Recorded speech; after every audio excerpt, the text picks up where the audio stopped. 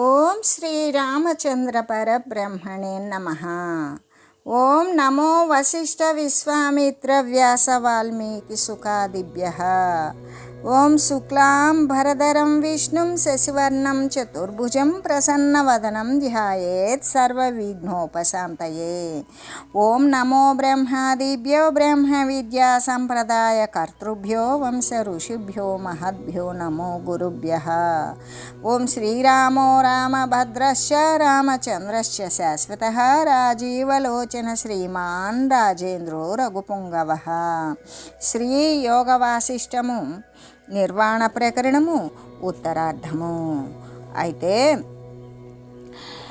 శ్రీరామచంద్రుడు ఏమడిగాడు అంటే, ఓ మహనీయ, ఈ స్మృతి విషయమునందు స్మృతి విషయత్వము, కాలమందు కాలత్వము, ఆకాశమందు ఆకాశత్వము, జడమందు జడత్వము, వాయువునందు వాయుత్వము, భూత భవిష్యత్ వర్తమానములయందు భూత భవిష్యత్ వర్తమానత్వమును, స్పందమున స్పందత్వమును, మూర్తమందు మూర్తత్వమును, భిన్నమందు భిన్నత్వమును, అనంతమున అనంతత్వమును, దృశ్యమందు దృశ్యత్వమును, సృష్టులయందు సృష్టిత్వమును ఎలా ఉన్నవో ఈ విషయాన్ని గురించి క్రమంగా నాకు తెలియజేయండి అని ప్రార్థిస్తూ ఉన్నాడు. అల్పజ్ఞులైనటువంటి శిష్యులకు గురుజనులు, పెద్దలు, బుధజనులు మొదలైన వారు సమస్త విషయాలను కూడా ప్రతిపాదించి బోధిస్తారు కదా. సర్వ వస్తువుల యొక్క అసాధారణ రూపాన్ని గురించి క్రమంగా నాకు తెలియజేయండి అని ప్రార్థించాడు.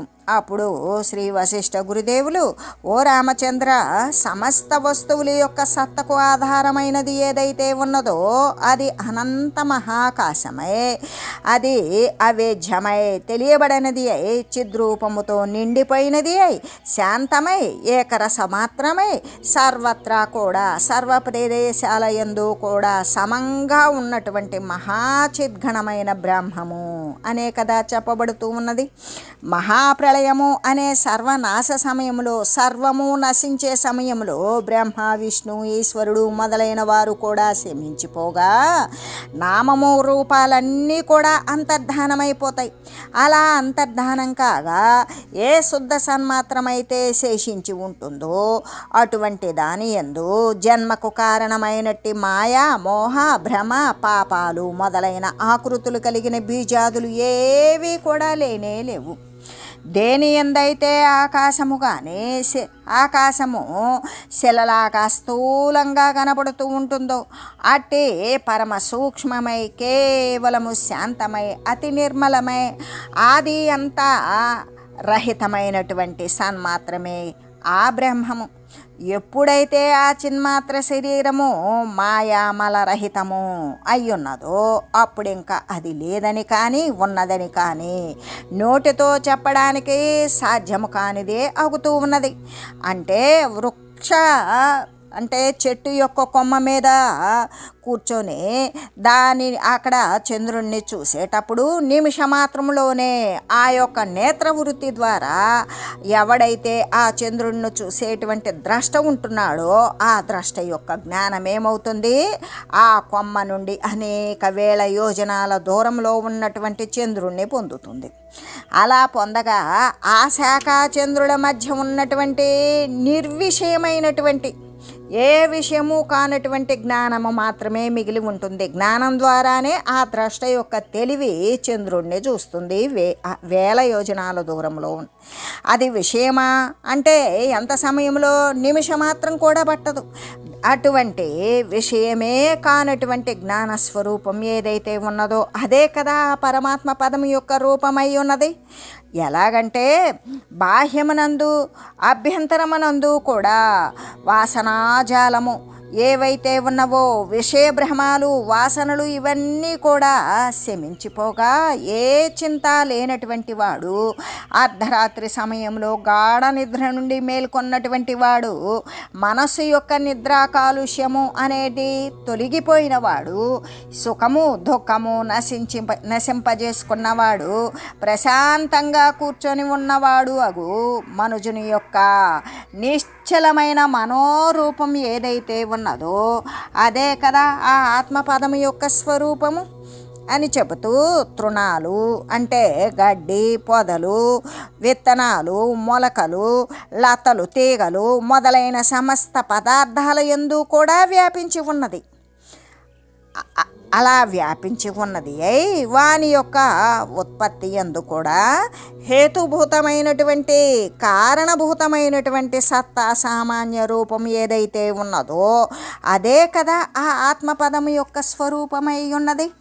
ఆ సత్తా సామాన్య రూపమున అంటే ఆ సత్తా సామాన్య రూపమగు ఆత్మపదమున ఆకారయుక్తముగాను అంటే ఆకారాలతో కూడుకొని భేద సహితంగాను అనేక వ్యత్యాసాలతో ఉండి సకారణముగానే అక్కడ కారణము లేకపోయినా కారణం ఉన్నట్లుగా తోస్తూనే ఈ జగత్తు యొక్క రూపం స్పష్టంగా కనిపిస్తూ ఉన్నదో అదంతా కూడా కారణము యొక్క అభావము వలన అసలు కారణము లేని కారణము చేత ఉత్పన్నము కానిదే అవుతూ ఉన్నది, అది లేనిదే అవుతూ ఉన్నది.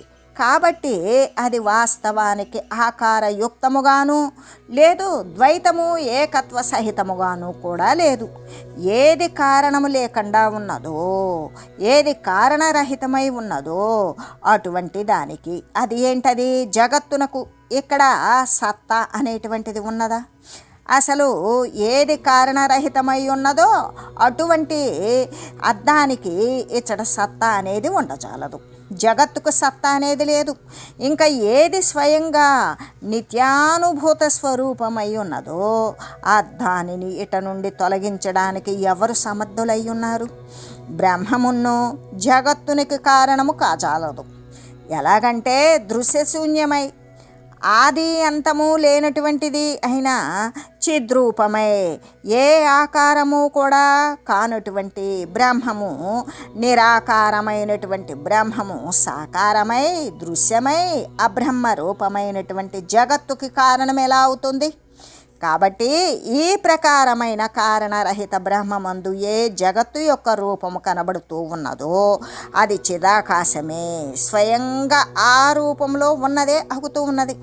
ఇలాగా జగత్తు చిద్రూపముకు బ్రహ్మమే అవడము చేత ఘటము పటముగాను పటము ఘటముగాను మొదలైన ఆకారాలు ఏవైతే కనబడుతూ ఉన్నవో అవన్నీ కూడా భ్రమ ద్వారా సిద్ధించినవే అవుతూ ఉన్నవి. కాబట్టి సర్వత్రా అంటే సర్వ ప్రదేశాల యందు కూడా ఏకరస మాత్రమై పుట్టనిది అయి శాంతమై రెండు ఒకటి అనేది నశించినది అయి సర్వము తన రూపమే అయి ఏ ఆకారాలు లేనటువంటి ఏ మార్పులు పొందనటువంటి నిర్వికారమైనటువంటి బ్రహ్మమే ఉండి ఉన్నది. పూర్ణాత్ పూర్ణం విసరతి పూర్ణే పూర్ణం విరాజతే పూర్ణమేవోదితం పూర్ణే పూర్ణమేవ వ్యవస్థితం. భ్రమ అనేటువంటిది శమించిపోతే పూర్ణమగు బ్రహ్మము నుండి పూర్ణమగు జగత్తు ప్రసరించినదే అవుతూ ఉన్నది.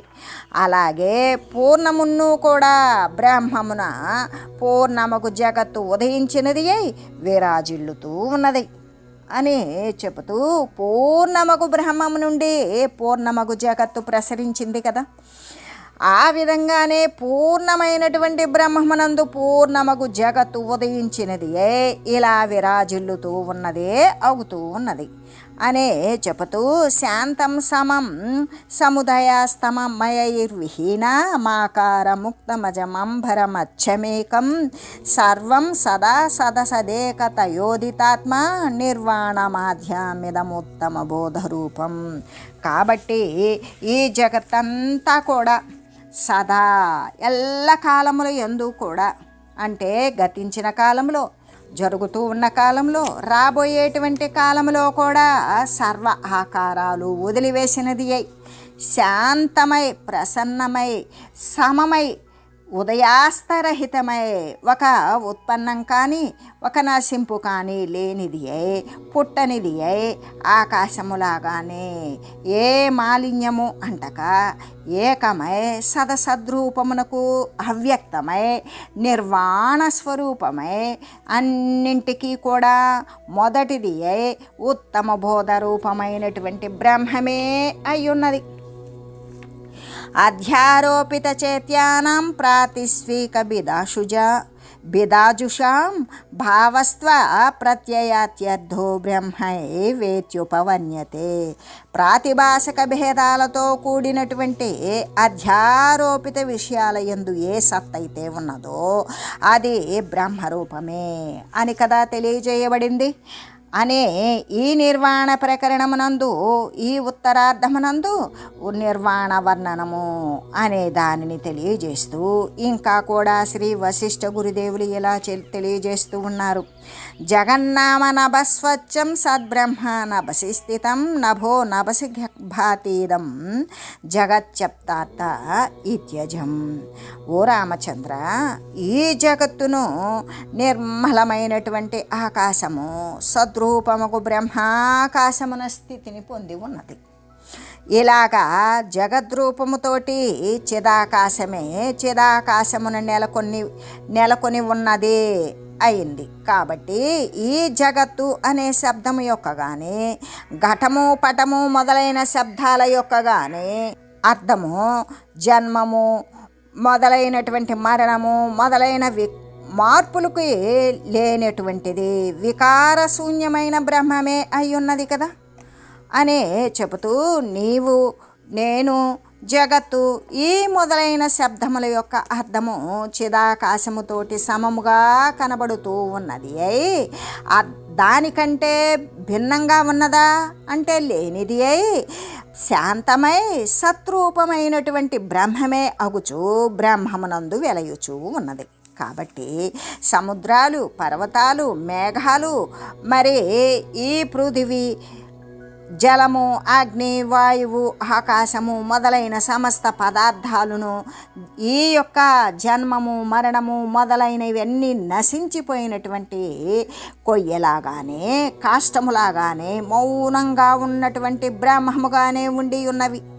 అలాగే ఈ దృశ్య స్వభావరహితుడై ద్రష్టయు కర్తవ్య కారణ స్వభావరహితుడై కర్తయు చిన్మాత్ర స్వభావముకు స్వాత్మయందే స్థితి నుండి ఉన్నవారే ఉన్నారు. కాబట్టి దృశ్యం యొక్క అభావము చేత ఎప్పుడైతే దృశ్యాన్ని గురించి భావన లేదో ఈ శుద్ధ చిత్స్వరూపమునందు జ్ఞత్వము కానీ కర్తృత్వము కానీ భోక్తృత్వము కానీ జడత్వము కానీ శూన్యత్వము కానీ పదార్థత్వము కానీ అవకాశత్వము కానీ లేకుండా ఉన్నవి. సమస్తము కూడా కేవలము శిలా మధ్య భాగాలులాగానే సచ్చిద్ఘనమై ఏకమై పుట్టనిది అయి సర్వము వ్యాపించి ఉన్నది అయి శాంతమై ఆది అంతము నశించినది అయి విధి నిషేధాల యందు కూడా సమాన రూపమైనటువంటి పరబ్రహ్మమే అయ్యున్నది. మరణం జీవితం సత్యం అసత్యం చ శుభాశుభం సర్వమేకమజం వ్యోమా వీచి జాల జలం యథా. తరంగ సమూహము జల మాత్రమే అయినట్లుగా ఈ జీవనము మరణములు సత్యము అసత్యాలు శుభములు అశుభాలు మొదలైన సమస్తము కూడా ఏకమై పుట్టనటువంటి చిదాకాశమే అయ్యున్నది. భ్రమచేత బ్రహ్మము జీవరూపమున విభాగమును పొంద ఆ చైతన్యముకు బ్రహ్మమే చిదంశ ప్రాధాన్యము చేత ద్రష్టగాను సదంశ ప్రాధాన్యము చేత దృశ్యముగాను అగుతూ ఉన్నది. ఇటువంటి కల్పన స్వప్న కల్పిత నగరాదులు యందు అనుభూతమవుతూనే ఉన్నది కదా. ఎందుకు అంటే చైతన్యము ద్రష్ట దృశ్యాదులు అవడము చేత. కాబట్టి సృష్టికి పూర్వము మొట్టమొదట ఏ యొక్క నిష్ప్రపంచమైనటువంటి బ్రహ్మమును ఉండి ఉన్నదో అదే కదా ఇప్పుడు కూడా తన యొక్క నిర్మల చిదాకాశమున స్వప్న నగరాదుల్లాగానే ఈ జగత్ రూపంలో స్థితిని పొంది ఉన్నది. కాబట్టి ఓ రామా, సర్వాత్మకమైనటువంటి సమస్త జగత్తు కూడా ఈ నిష్ప్రపంచ బ్రహ్మరూపము మొట్టమొదట ఎలా ఉన్నదో ఎట్లు ఉన్నదో అలాగే ఇప్పుడు కూడా నిండి ఉన్నది అని నీవు తెలియు. చంద్రుడు మొదలైన సూర్యుడు వీరిని దర్శించినప్పుడు ఒక ప్రదేశం నుండి మరి ఒక ప్రదేశానికి చేతనావృత్తి వెళ్ళగా ఆ రెండు ప్రదేశాల మధ్య ఉండేటువంటి నిర్విషయమైనటువంటి చైతన్య రూపం ఏదైతే ఉన్నదో అదే కదా ఆ శుద్ధ బ్రహ్మం యొక్క రూపం అవుతుంది. అంటే తరంగాదుల యొక్క పూర్వం కానీ ఉత్తరం కానీ మధ్యమ స్థితులు ఎందు కానీ ఏ విధంగా తరంగానికి ముందు ఉన్నటువంటిది తరంగము అనుసరించేటప్పుడు రాబోయేటువంటి తరంగాదుల యొక్క స్థితులు యందు ఏమున్నది అంటే తరంగము రాకముందు నీరే ఉన్నది, తరంగం వస్తూ ఉన్నప్పుడు నీరే ఉన్నది, తరంగం రాబోయే ముందు నీరే ఉన్నది, తరంగం వచ్చినప్పుడు కూడా నీరే ఉన్నది. అంటే పూర్వ ఉత్తర మధ్యమ వర్తమాన స్థితులు యందు కూడా శాంతమైనటువంటి ఆ జలరూపమే అయినట్లుగా ఈ జగత్తు కూడా సృష్టి యొక్క గతంలోనూ సృష్టికి పూర్వము సృష్టి జరుగుతూ ఉన్నప్పుడు సృష్టి జరగబోయే ముందు కూడా ఈ స్థితులు యందు శాంతమైన చిదాకాశ రూపమే అయి ఉన్నది కదా. ఏదైతే ఆరోపితమైనటువంటి జగద్రూపమే ఉదయించినప్పటికీ కూడా సత్యమైన అధిష్టాన బ్రహ్మరూపము చేత ఉదయింపకనే ఉన్నది. అలా ఉదయించకుండా ఉన్నదో అటువంటి ఈ జగత్తు ఒక ప్రదేశం నుండి మరొక ప్రదేశానికి చేతనావృత్తి వెళ్ళినప్పుడు మధ్య ఉన్నటువంటి ఈ యొక్క ఏ విషయము కానటువంటి నిర్విషయ చైతన్యము కంటే భిన్నము కానిదియే అయి ఉన్నది. అలాగా చైతన్యము కంటే వేరు కానందుచేత ఈ సృష్టి యొక్క కారణము శశశృంగములాగానే ప్రయత్నము చేత అన్వేషింపబడినప్పటికీ కూడా ఏమీ లభించకుండా ఉంటుంది. ఎలాగంటే అలా చైతన్యము కంటే వేరు కానందు చేత ఈ సృష్టి యొక్క కారణము అసలు ఈ సృష్టి అనేది ఎలా అవుతుంది అనే దాని యొక్క సృష్టికి కారణం ఏమిటి అనేటువంటిది ఎంత ప్రయత్నించినా ఎంత వెతికినా ఏమీ లభించకుండా ఎలా ఉంటుంది అంటే శశశృంగములాగానే అలా సృష్టి అనేటువంటిది లేని దానిని గురించి వెతికితే ఏమి కనపడుతుంది, ఏమీ లభించదు కదా. సృష్టి అనేది ఉన్నదా, లేదు. శశశృంగము అనేటువంటి మాట ఉన్నది, కానీ కుందేటి కొమ్ము అనేటువంటిది ఉన్నదా, లేదు. కుందేటి కొమ్ము అనేటువంటిది ఆ కుందేలుకు అసలుకు ఉండేదే చెవులు, కొమ్ముళ్ళు లేవు, అయినా కూడా శశశృంగం అనే మాట వచ్చినట్లుగానే ఈ విధంగా ఈ సృష్టికి కారణము ప్రయత్నము చేత ఎంత వెతికినప్పటికీ కూడా లేని సృష్టి గురించి ఏమీ లభించదు అని చెబుతూ ఏది కారణము లేకయే కనబడుతూ ఉన్నదో అది కేవలము భ్రమతో నిండిపోయి ఉన్నది. వాస్తవంగా కనబడకుండా ఉన్నదే అవుతూ ఉన్నది. కాబట్టి ఇటు అసత్యమై భ్రమరూపమైనటువంటి జగత్తు సత్యము అని ఎలా చెప్పబడుతూ ఉంటుంది? కారణము లేక ఏ కార్యముండునో దాని యొక్క సత్తా ఎట్లా ఉండగలుగుతుంది?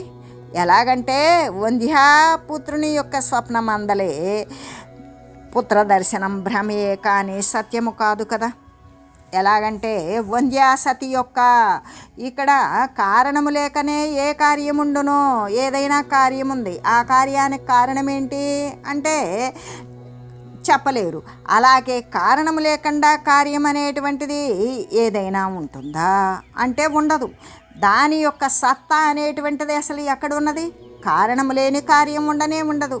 అలాగే వంధ్యాసతి యొక్క స్వప్నమందలి, వంధ్యాసతి అంటే గొడ్డురాలు అంటే బిడ్డలు లేని స్త్రీ, ఆమెకు స్వప్నమందలి పుత్ర దర్శనము అనేటువంటిది ఏ భ్రమయే కానీ సత్యము కాదు కదా. ఆమె కలలో ఏమీ అనుభవించింది అంటే తను బిడ్డలు కన్నట్లుగా తను బిడ్డలను పెంచినట్లుగా కలను అనుభవించింది. అదే మెలకులోకి వచ్చినాక అది కేవలము పుత్ర దర్శనము అనేటువంటిది భ్రమ మాత్రమే కానీ సత్యము కాదు కదా. మెలకు రాగానే ఆమెకి పుట్టినటువంటి బిడ్డలు ఉన్నప్పటి అనుభవం అంతా నశించిపోయినట్లుగానే ఏ క్షణకాలంలో ఒక ప్రదేశం నుండి సూర్యుడు మొదలైనటువంటి మరి సూర్యుడు చంద్రుడు అగ్ని మొదలైనటువంటి ఇతర ప్రదేశానికి ఎలా వెళ్తున్నాము అంటే నేత్రవృత్తి ద్వారా. ఇక్కడ ఉండి మనం సూర్యుడిని చూస్తున్నాం, ఇక్కడ ఉండి మనం నక్షత్రాలను చూస్తున్నాం. ఎలా చూస్తూ ఉన్నాము? అది నేత్రవృత్తి ద్వారానే చూస్తూ ఉన్నాం. నేత్రవృత్తి ద్వారా జ్ఞానము అనేటువంటిది వెళుతుంది.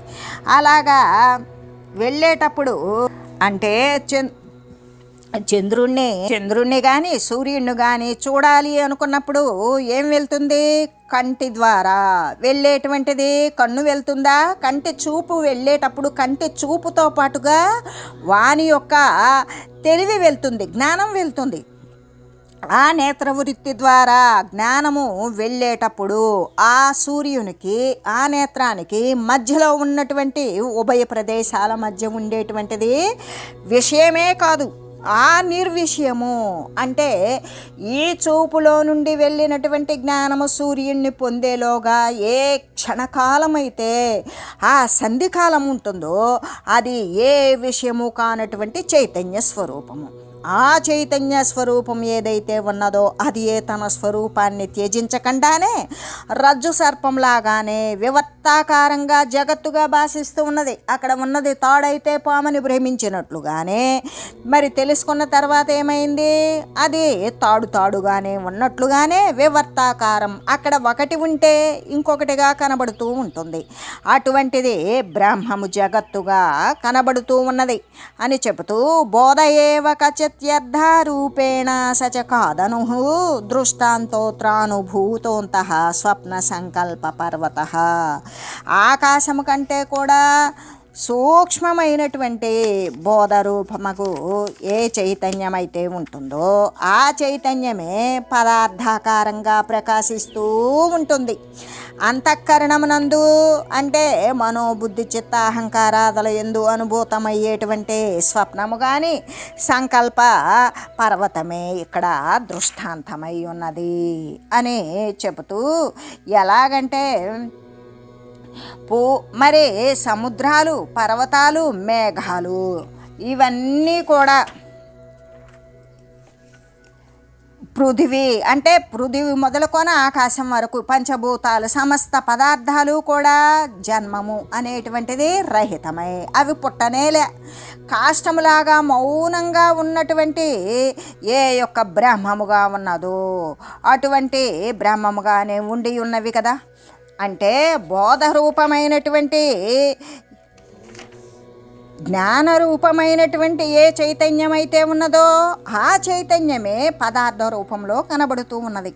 ఆ చైతన్యము ఆకాశము కంటే కూడా సూక్ష్మమై ఉన్నది.